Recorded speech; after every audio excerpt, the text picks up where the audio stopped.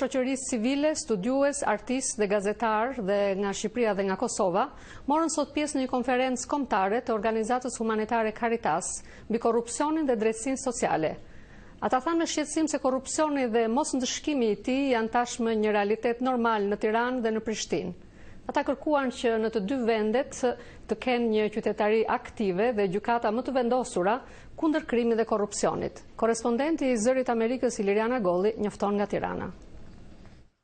Organizata humanitare Caritas zhvilloi sot në Tiranë një konferencë kombëtare mbi drejtësinë sociale dhe qytetarinë aktive, ku studiues, artistë, gazetarë dhe klerik të njohur folën me shqetësim për mosndëshkimin e krimit dhe korrupsionit në Shqipëri dhe Kosovë.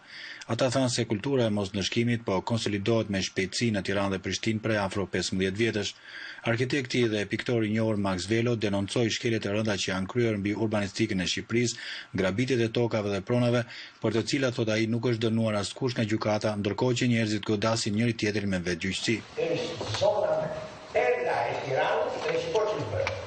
Sepse i kishte drejt për ta një shadram, për ta një kohur, i cili jep drejt për 6 katshe, 7 katshe, 5 katshe, 4 katshe.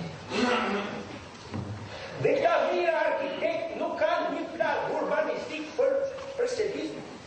Nuk kanë një plan urbanistik për tajtë. Zoti Velo tha se qindra mira ndërtimet e palishme janë ndërtuar mbi toka buke duke pushtuar të gjithë territorin e vendit, ndërsa hapësira dhe ndërtesat në qytete uzurpohen prej personave me pushtet, të cilët nuk janë pronarët e vërtetë të tyre. Për një seri rastesh të tjera korrupsioni nga Kosova, foli zonja Arbana Xhara, kryeredaktore e gazetës Zëri të Prishtinës. Ajo thotë se korrupsioni dhe vjedhja janë bërë një normalitet në Kosovë.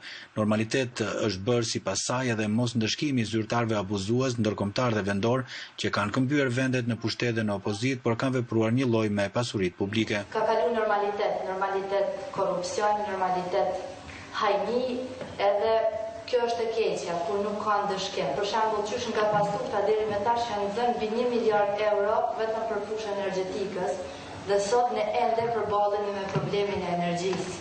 Dhe nuk dihet se ku nga shtu ato mjete. Miliona, qindra të tjera u dhanë, cili është bilanci. Kemi mbi 40% pa punë dhe mbi 20% varfëri ekstrem. Folës të tjerë dhanë plot dëshmi mbi korrupsionin dhe mbi përpjekjet që bën shoqëria në Shqipëri dhe Kosovë për të arritur drejtësinë sociale. Konferenca dha vlerësime për zbatimin e drejtësisë sociale dhe theksoi se shqiptarët në dy anët e kufirit kanë një nevojë të thellë për qytetari aktive që të nxiten gjykatat për të ndëshkuar krimin dhe korrupsionin.